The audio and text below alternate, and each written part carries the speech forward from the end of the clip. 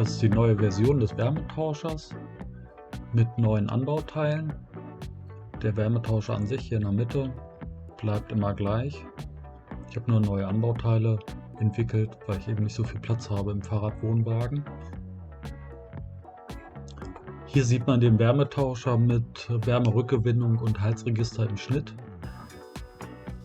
Im unteren Bereich sieht man den Fahrradrahmen. Der ist außen, genau wie die Umgebungsluft. Und das Braune ist die Wohnkabine. Das ist die Innenseite. Der Wärmetauscher nimmt ungefähr den Platz von einem DIN A4-Blatt ein, jetzt in dieser Ansicht. Die Tiefe sind ungefähr 90 mm. Und vom Ablauf her funktioniert das so: die verbrauchte Luft wird von innen hier eingesaugt, über diesen Lüfter durch das Heizregister gefördert und dann nach außen in die Außenluft abgegeben. Hier nochmal der Lauf vor dem Lüfter. Im Wärmetauscher wird die Wärme der Innenraumluft abgegeben an die einströmende Zuluft. Und die hat folgenden Ablauf. Ich muss die Farbe wechseln.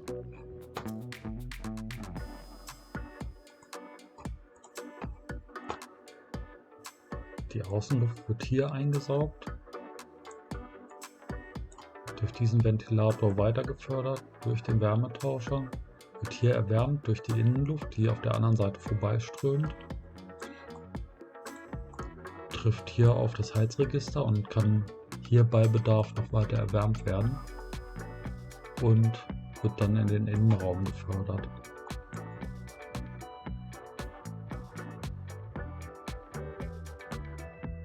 Zu den neuen Teilen gehört der Ansaugstutzen.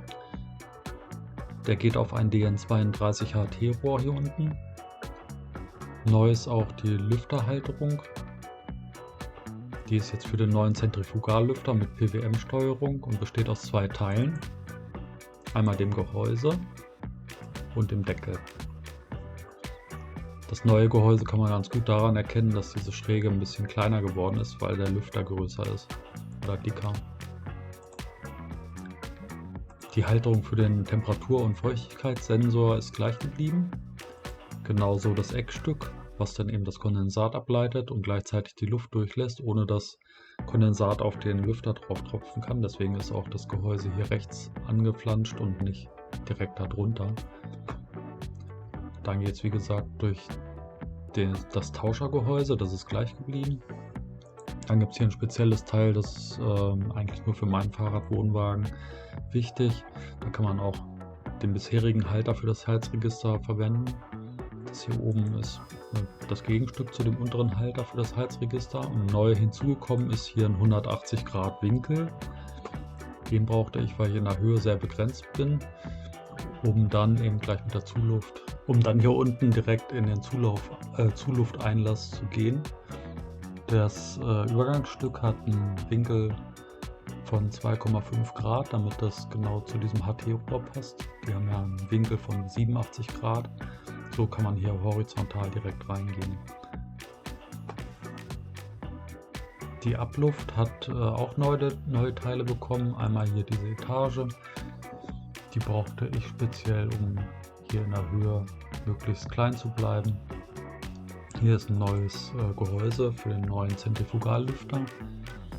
Das besteht auch wie unten aus zwei Teilen, einmal Deckel und Gehäuse. Dann gibt es hier eine Luftführung, die werde ich mal genauer zeigen. Und zwar sorgt die dafür, dass die Abluft, die von dem Ventilator durch den Wärmetauscher gedrückt wird, besser verteilt wird.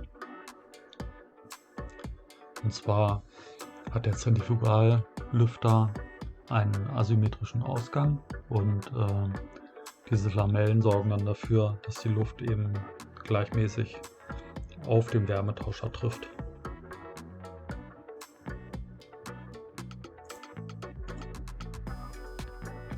Unter der Luftführung kommt dann der Temperaturfühler, das ist das altbekannte Teil.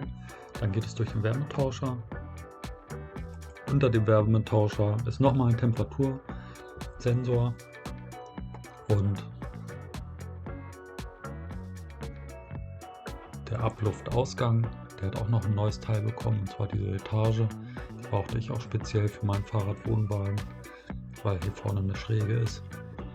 Und die geht dann hier unten eben in dieses DN32 HT-Rohr und dann praktisch nach draußen.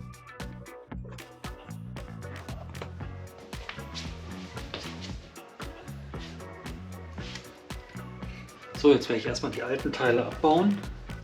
Das sind ja die aus PLA, die beim letzten Mal ja dann durchaus flexibel geworden sind durch die Wärme.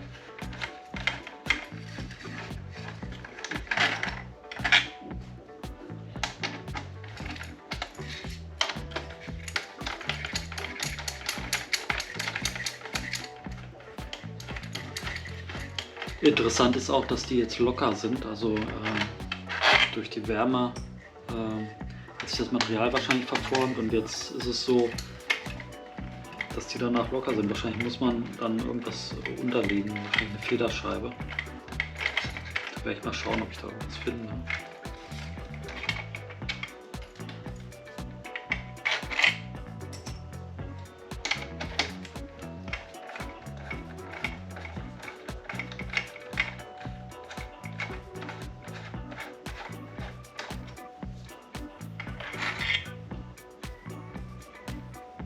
Kann weg.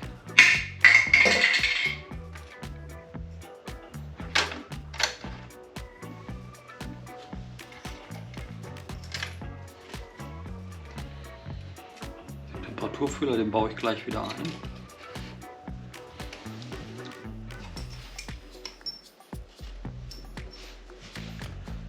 Für das Heizregister habe ich ja neue Teile ausgedruckt, und zwar aus PET. Die sind wesentlich temperaturbeständiger.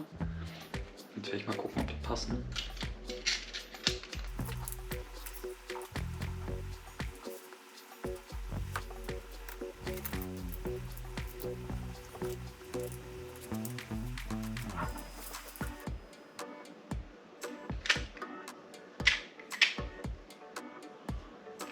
Oh ja, da sehe ich schon einen Fehler.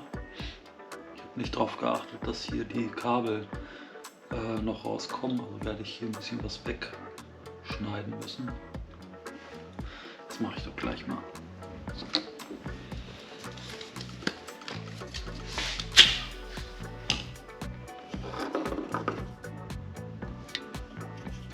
So, als erstes versuche ich mal, das mit einer Säge hinzubekommen.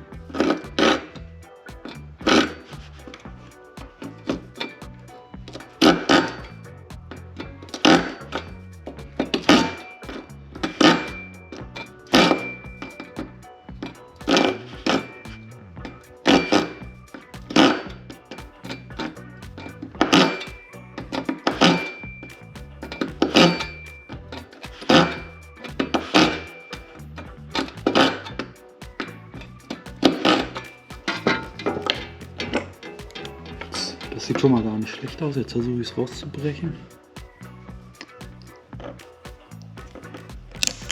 Ja, das war's schon. Perfekt.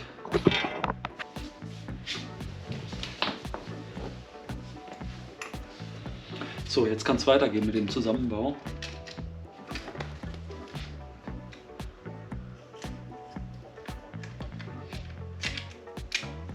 Ja, das sieht doch gut aus. Ein bisschen sehr eng, aber ich denke, es wird gehen. Okay. Jetzt weiß ich nicht mehr genau. Genau, jetzt kam hier das der 180 Grad Bogen drauf und das Ganze dann oben festgeschraubt.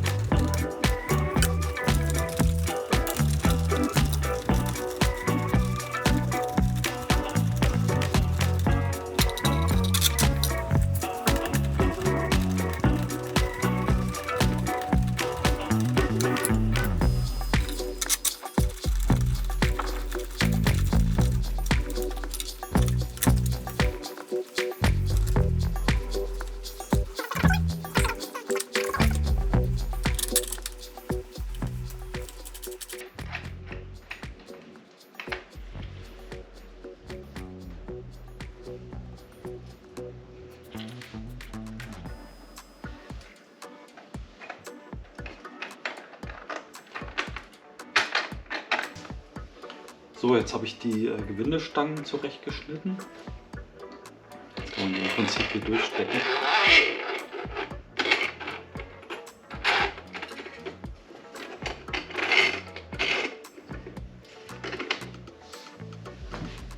Jetzt brauche ich noch eine Unterlegscheibe.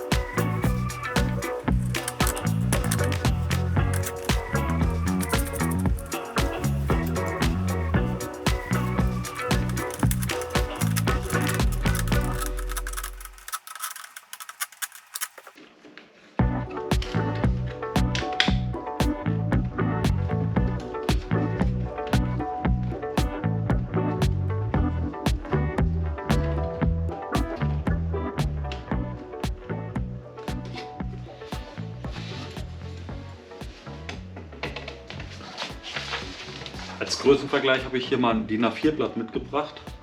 Da sieht man ungefähr, welchen Platz das wegnimmt.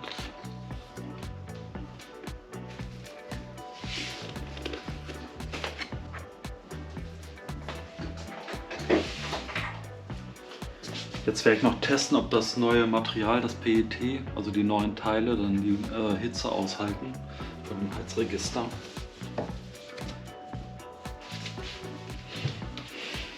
Strom dran. An den Arduino erstmal.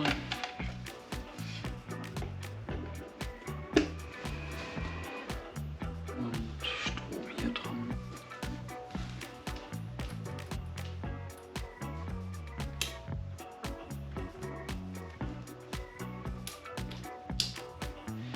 Das hier nicht nachmachen, ist nur zum Testen. Auch das hier. So, jetzt schauen wir mal. Das ist ja nun Zulufteinlass. Das ist im Prinzip die Außentemperatur. Mal gucken, ob ich die jetzt erhöhen kann. Und dann hoffe ich mal, dass die jetzt richtig zugeordnet sind.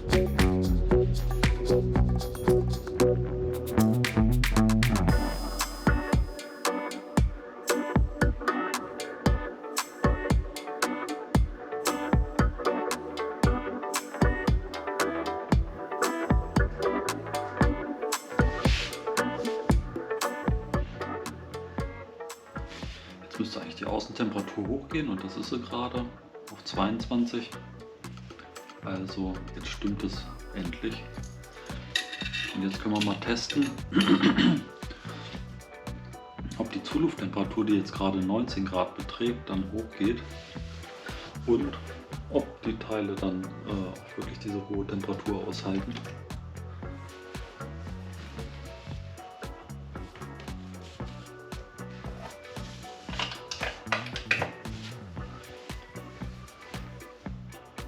Lüfter noch an.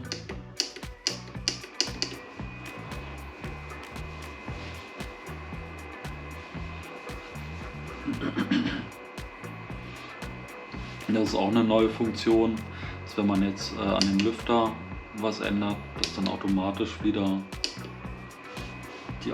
der Ausgangsbildschirm kommt. So hat man dann immer alle Werte im Blick.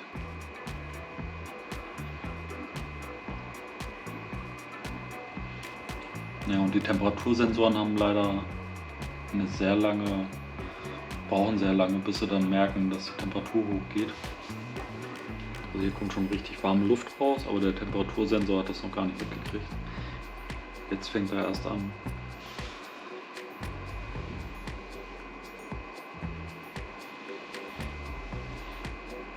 Also Zuluft ist jetzt dieser Temperatursensor.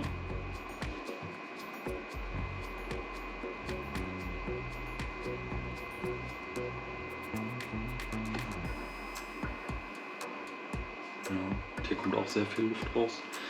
Die muss ich nochmal neu designen, die Teile, dass hier nicht so viel Luft rauskommt. Aber jetzt zum Testen ist es ja erstmal egal. Hier geht's. Aber hier kommt wirklich viel raus.